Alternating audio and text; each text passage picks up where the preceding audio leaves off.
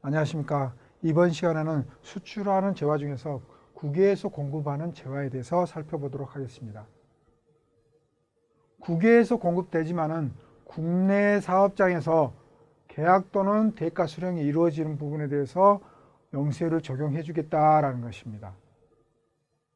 그 예로는 중개무역 방식과 위탁 판매 수출, 그 다음에 외국 인도 수출, 위탁 가공 무역과 위탁 가공 원재료 반출 후에 인도하는 조건, 그 다음에 수입 통관 전에 반출하는 6가지의 종류로 나눌 수 있습니다. 자, 그러면 하나하나씩 살펴보도록 하겠습니다. 먼저 중개무역 방식에 의한 수출입니다.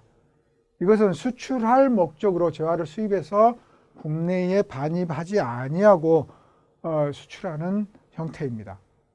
구체적으로 보면 만약에 수출업자가 있습니다. 수출업자가 외국에 비교적 또는 외국 법인과 수출 계약이 이루어집니다. 그러면은 이 수출 물품은 외국에서 들어오는 겁니다. 수입 계약에 의해서 이것을 받아가지고 다시 이 물품을 비교적 또는 외국 법인에게 인도하는 그런 조건입니다. 근데 이것은 공급 시기가 선적일입니다. 선적일 3번입니다.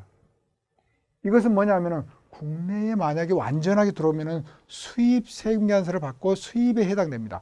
근데 수입 전에, 왜냐하면은 재화가 외국에서 이동되지만은 지금 영세율을 적용하는 종류이기 때문에, 자, 보세 창구까지 있습니다. 보세 구역에까지 해가지고 이 물품을 수입해서 비고자의 배에 실는 이런 형식입니다. 그래서 그때 선적을 하는 시기가 공급 시기가 되겠습니다. 과세표준은 대금 지급이 되겠죠. 4번. 세금계산서는 국내 사업장이 없는 비고자 또는 외국 법인이기 때문에 세금계산서 발급 의무가 없을 겁니다. 자, 그 다음에는 위탁 판매 수출입니다. 위탁 판매 수출은 재화를 무한으로 나갑니다. 무한으로 수출해가지고 그것을 외국에서 수탁자가 판매하고 대금을 결제하는 형식으로 위탁 판매 수출이라 합니다. 위탁자가 수탁자에게 무한 반출하고 이 수탁자가 제3자에게 비고자 또는 외국 법인에게 이것을 판매해가지고 대금을 결제해가지고 다시 대금을 송금하는 형식입니다. 자, 여기에서는 공급 시기는 언제 될까요? 이것은 이 위탁자의 입장에서는 지금 언제 팔린지 모릅니다. 그래서 이것은 공급가액 확정일이 될 겁니다. 공급가액 확정일이 공급 시기가 됩니다. 그 다음에 과세표준은 언제가 될까요? 과세표준은 대금 결제한 4번이 아니라 외국 3번이 되겠습니다. 3번. 비고자 또는 외국 법인으로 받은 금액, 수수료를 제한 금액이 아니라 수수료를 포함한 금액이 과세표준이 되겠습니다. 세금계산서는 국내 사업장이 없는 비고자 또는 외국 법인이니까 발급 의무가 면제가 됩니다. 자, 그 다음에 외국 인도 수출입니다. 외국 인도 수출은 수출 대금은 국내에서 영수하지만 수출 물품은 외국에서 구입해서 외국에서 수출하는, 인도하는 그런 양식입니다. 대표적인 사례는 해외 현장의 이제 기자재들을 만약에 매각하는 형식입니다. 만약에 해외에서 건설을 하고 있습니다. 건설을 하는데 건설을 하려면 그에 따른 자재가 필요하죠. 그 자재를 거기에서 구입을 해가지고 건설 현장에서 다 사용을 합니다. 그러면 그 물품을 다시 들어와야 하는데 들어온 것보다 거기서 파는 게 더 낫겠죠. 그래서 거기에서 외국에서 파는 형식. 그게 이제 외국 인도 수출입니다. 자, 이거 경우에는 공급 시기는 언제일까요? 재화를 몸풀어 인도일이 될 겁니다. 2번이 되죠. 그러면 과세표준은 얼마일까요? 대금 지급 금액이죠. 3번. 그 다음에 세금계산서는 국내 사업장이 없는 비고자 또는 외국 법인이기 때문에 세금계산서 발급 의무가 없습니다. 자, 그 다음에 위탁 가공 무역 방식에 의한 수출입니다. 위탁 가공 무역이요. 위탁 가공. 그러면은 원재료가 나갔다는 겁니다. 조금 전에는 재화가 나간 경우고 여기에서부터는 원재료가 나간 겁니다. 원재료 전부터 없는 일부를 국내에서 국외로 반출을 합니다. 그래가지고 외국에서 가공 후에 외국에서 인도하는 수출이 위탁 가공 무역입니다. 자, 수출업자가 있습니다. 그러면 수출 계약은 맺죠. 수출 계약. 그래가지고 이 수탁 가공업자에게 원재료를 반출합니다. 이거 무한이겠죠. 무한으로 반출해가지고 가공임료를 지급을 하죠. 그리고 물품을 인도를 합니다. 물품을 인도합니다. 외국인에게. 그러면은 다시 외국인 비거주 또는 외국 법인은 대금을 수출업자한테 지급하는 형식이 될 것입니다. 이거 공급 시기는 언제죠?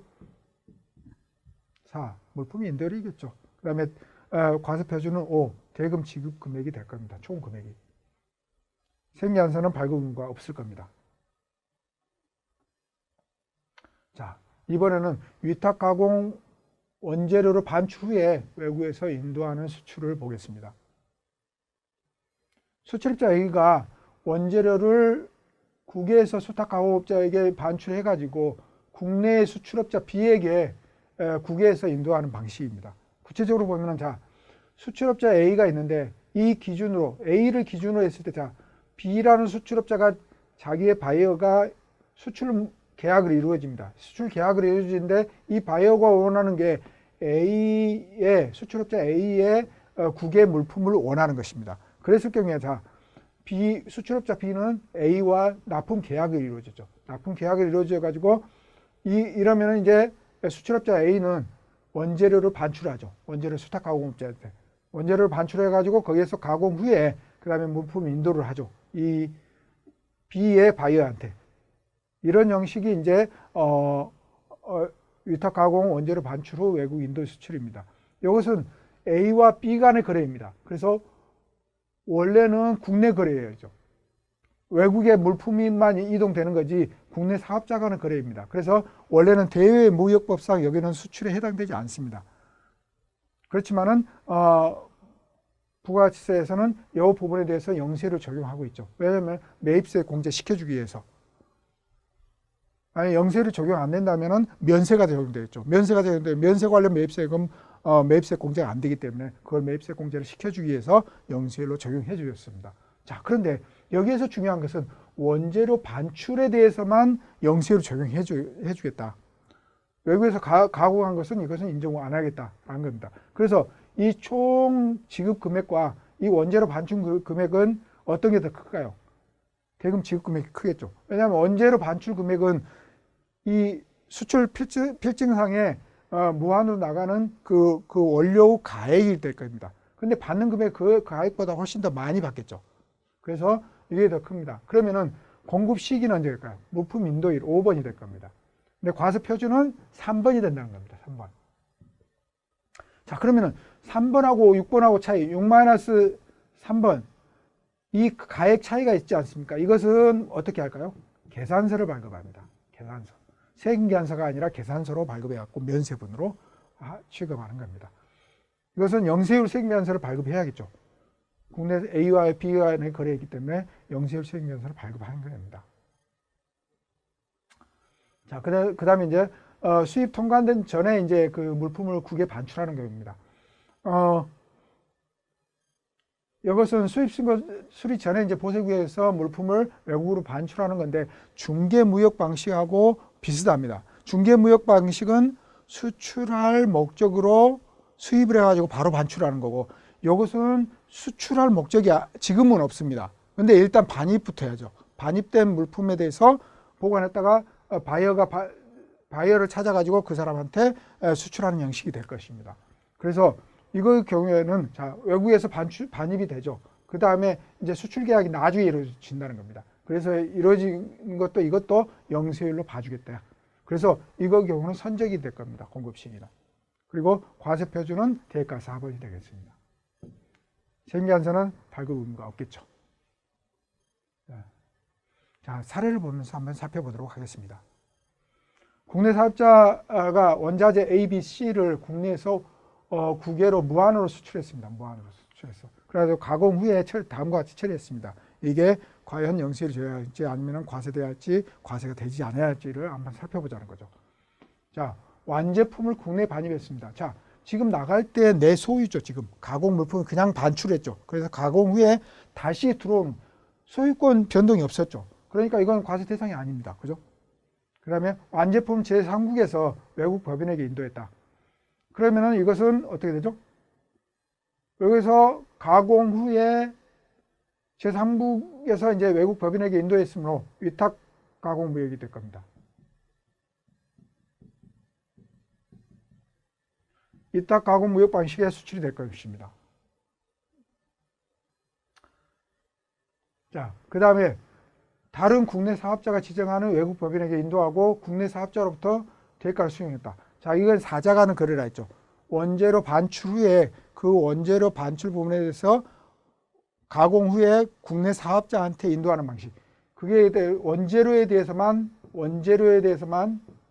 원재료 반출 부분에 대해서만 영세로 적용할게. 원재료 반출 부분에 대해서만. 이렇게 이제 차이가 있다는 것입니다.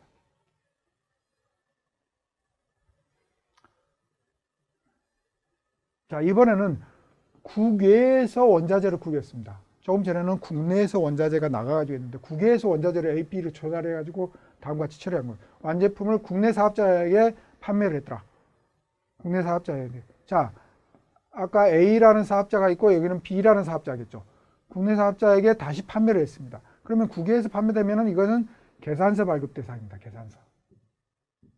과세 대상이 아니라는 거죠. 만약에 원재료가 국내에서 나갔다 그러면 원재료 부분에 대해서는 영세율이 적용되겠지만은 이것은 외국에서 구입해서 했기 때문에 이것은 계산서 발급 대상이라는 것입니다. 그 다음에 완제품을 외국에서 외국 법인에게 판매를 했다.